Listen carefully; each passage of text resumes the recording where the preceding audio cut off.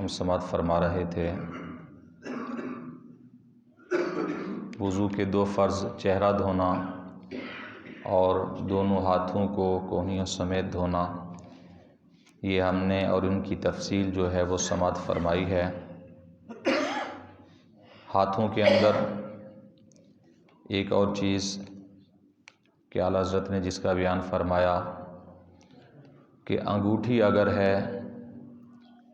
تو اسے حرکت دینا لازم ہے اور اس کے نیچے پانی بہانا لازم ہے یا نہیں، تو اس بارے میں دو قول ہیں۔ ایک قول یہ ہے کہ وہ انگوٹھی جو مرد نے پہنی ہے آیا اس کے لیے پہننا جائز ہے یا حرام ہے یا مکروہ ہے، تو اگر ناجائز و حرام مکروہ انگوٹھی پہنی ہوئی ہے اور وہ تنگ ہے تو اس کے نیچے پانی بہانا فرض اور ضروری ہے، اسے حرکت دینا اور نیچے پانی بہانا آگے پیچھے کر کے یہ لازمی اور ضروری ہے۔ اور اگر مرد نے اس قدر انگوٹھی پہنی ہے کہ وہ جائز ہے، سنت ہے، تو اگرچہ تنگ ہو صحیح قول کے مطابق اسے نہ بھی اگر حرکت دے تو وضو ہو جائے گا، اور اگر حرکت دے اور نیچے پانی بہائے تو یہ مستحب ہے اور اچھی بات ہے۔ اسی طرح عورتوں کو ہر قسم کی انگوٹھی پہننے کی اجازت ہے، پہن سکتی ہیں، زیب و زینت کے لیے سونے کی، چاندی کی یا کسی اور دھات کی بھی پہن سکتی ہیں، پیتل وغیرہ کی، جیسا کہ آج کل اور چیزیں چلی ہیں کافی، عورتوں کے لیے اجازت ہے، لیکن مرد کے لیے کسی اور چیز کی اجازت نہیں۔ مرد کے لیے سونے کی انگوٹھی پہننا حرام اور ناجائز ہے، اور اگر پیتل کی یا کسی اور دھات کی مرد انگوٹھی پہنتا ہے تو یہ مکروہ ہے۔ صرف چاندی کی، وہ بھی وزن کے اندر 4.5 ماشے سے کم ہو، یہ حدیث مبارکہ کے اندر واضح طور پر یہ وزن بھی بتایا گیا ہے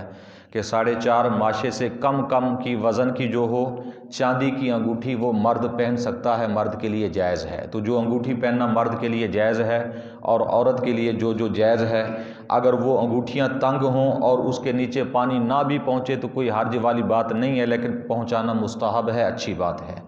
تو یہ اعلیٰ حضرت علیہ رحمہ نے اس کی بھی وضاحت فرمائی۔ اور اس کے علاوہ تیسرا سر کا مسح کرنا، یہ فرض ہے۔ تیسرا فرض سر کا مسح کرنا، چہرہ دھونا، دونوں ہاتھوں کو کونیوں سمیت دھونا، اور تیسرا سر کا مسح کرنا، یہ فرض ہے۔ اور اس کے علاوہ یعنی فرض اعتقادی سر کا مسح ہے، لیکن اس کی مقدار میں اب اختلاف ہے کہ کتنی مقدار میں سر کا مسح کرنا فرض ہے۔ تو بعض بزرگوں نے، ائمہ کرام نے پورے سر کا مسح کہا ہے، بعض نے چوتھائی کا کہا ہے، حتیٰ کہ یہاں تک بھی علماء نے اور ائمہ کرام نے بیان فرمایا کہ اگر ایک بال پر بھی مسح ہو جائے تو فرض ادا ہو جائے گا، جو فرض اعتقادی ہے۔ تو تشریحات کے اندر اختلاف ہو جاتا ہے۔ ایک صاحب سے کچھ عرصہ پہلے یہ الفاظ سننے کے آئے، دیکھو جی علماء کا ہر مسئلے میں اختلاف، علماء کا ہر مسئلے کے اندر اختلاف ہے۔ تو اگر اسی چیز کو دیکھا جائے نا تو یہ اختلاف اگر حدیث کی روح سے دیکھا جائے، نبی کریم صلی اللہ تعالیٰ علیہ وسلم نے خود اس چیز کو بیان فرمایا۔ آپ علیہ الصلوۃ والسلام نے فرمایا کہ اختلاف امتی رحمہ، میری امت کا اختلاف فروعات کے اندر یہ رحمت ہے، یہ باعث رحمت ہے، لوگوں کے لیے رحمت بن جاتا ہے۔ میری امت کا علماء کا، ائمہ کا جو اختلاف ہے دلائل کے ساتھ، اور یہ فروعات کے اندر اختلاف ہے، اور جو اصول ہیں اس کے اندر کوئی اختلاف نہیں ہے۔ جیسا کہ اب یہ مسح کرنا یہ فرض ہے اور سب کے نزدیک فرض ہے، مسح سب کے نزدیک فرض ہے، لیکن اس کی مقدار میں اختلاف آ گیا ہے۔ اس میں سارے ائمہ نے اپنی اپنے دلائل دیے ہیں کہ اتنا مقدار ہونی چاہیے، اتنی مقدار ہونی چاہیے۔ تو تشریحات کے اندر اختلاف کا آ جانا یہ کوئی بڑی بات نہیں ہے۔ تو آج اگر دیکھا جائے مثال کے طور پر، آپ کوئی بھی کیس کرتے ہیں جا کر، یہ ایک سے آپ کو سمجھانے کے لیے مثال دے رہا ہوں کہ لوگ دین پر بہت جلد باتیں کرتے ہیں نا، کہ عدالت کے اندر چلے جائیں، قانون تو وہی ہیں جو بنے ہوئے ہیں، لکھے ہوئے ہیں، لیکن جب آپ وکیلوں کے پاس جائیں گے جتنے پیسے دیں گے اس کے مطابق وہ تشریحات آگے کریں گے، اور جتنے وکلاء ہیں تمام کے تشریحات کے اندر اختلاف ہے، تو وہاں کوئی بولتا نہیں ہے۔ لیکن جب کوئی دینی مسئلے کی بات آ جائے تو پھر لوگ اعتراض کرنے کے لیے شروع ہو جاتے ہیں جی۔ تو نبی کریم صلی اللہ علیہ وسلم نے فرمایا کہ میری امت کا اختلاف باعث رحمت ہے، یہ حضور کا فرمان ہے۔ تو یہ ہمارے لیے اس میں بہتری ہے، کیونکہ امام اعظم ابو حنیفہ علیہ رحمہ آپ نے بھی یہ حکم دیا، یہ اصول کی کتابوں کے اندر لکھا ہوا ہے کہ اگر کسی زمانے کے اندر میرے کسی قول پر، میرے کسی فتوے پر، میرے کسی اصول پر عمل کرنا مشکل ہو جائے تو کسی اور امام کے فتوے پر فتویٰ دے سکتے ہیں۔ یہ خود امام اعظم علیہ رحمہ نے فرمایا، یعنی معاشرے کے اندر اگر کوئی ایسا زمانہ آ جائے جس میں آپ فرماتے ہیں کہ میرے قول پر عمل نہ کیا جائے تو دیگر ائمہ کرام کے اقوال پر فتویٰ دینا جائز ہوگا۔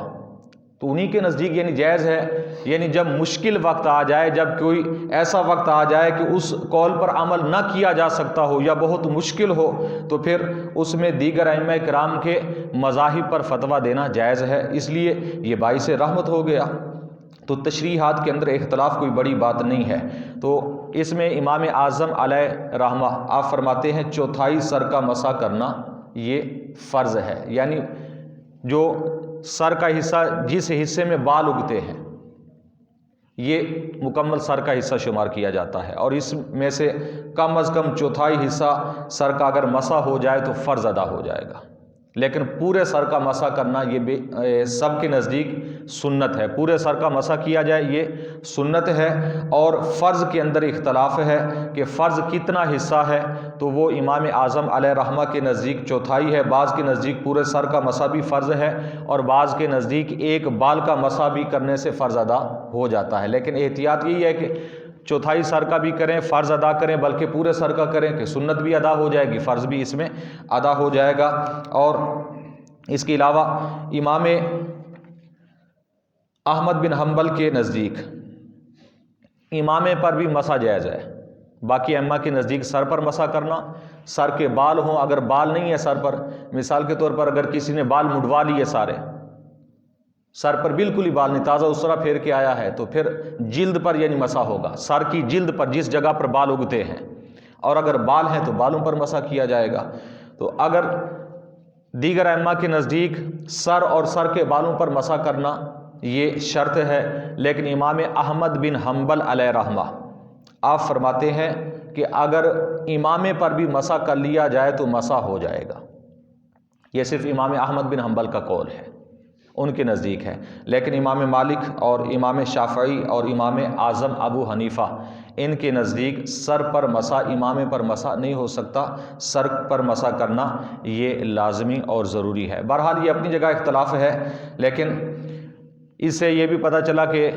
حضور سیدنا غوث اعظم رضی اللہ تعالیٰ عنہ آپ امام احمد بن حنبل کے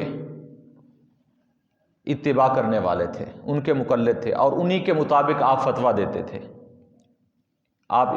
حضور شیخ سیدنا عبد القادر جیلانی علیہ رحمہ آپ کی تاریخ پڑھ کے دیکھیں، سیرت کو پڑھ کے دیکھیں کہ آپ کے پاس بہت دور دور سے فتاویٰ آتے تھے،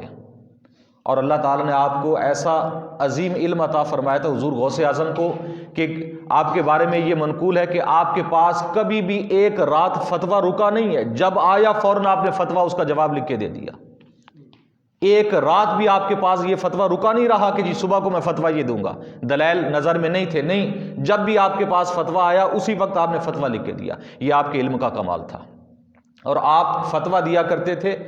زیادہ تر امام احمد بن حنبل علیہ رحمہ کے اقوال پر آپ فتویٰ دیا کرتے تھے، انہی کے مقلد ہیں۔ یعنی اس حساب سے اگر دیکھا جائے تو امام حضور سیدنا غوث اعظم رضی اللہ تعالی عنہ آپ کے نزدیک بھی پھر یہی ہوا کہ امامے پر بھی مسح ہو سکتا ہے۔ تو بہرحال یہ اختلاف فروعات میں سے ہے، سر پر مسح کیا جائے تو یہ امام اعظم اور دیگر ائمہ کے نزدیک لازم ہے، اور امام احمد بن حنبل فرماتے ہیں سر پر بھی ٹھیک ہے، اور اگر کوئی امامے پر بھی کر لیتا ہے تو بھی ٹھیک ہے، لیکن کیونکہ ہم حنفی ہیں تو ہم سر پر ہی مسح کریں گے۔ اللہ تعالیٰ کی بارگاہ میں دعا ہے کہ نبی کریم صلی اللہ علیہ وسلم کے وسیلہ سے ہم سب کو علم دین سیکھنے کی، سمجھنے کی، عمل کی توفیق عطا فرمائے۔ آمین بجاہ النبی الامین۔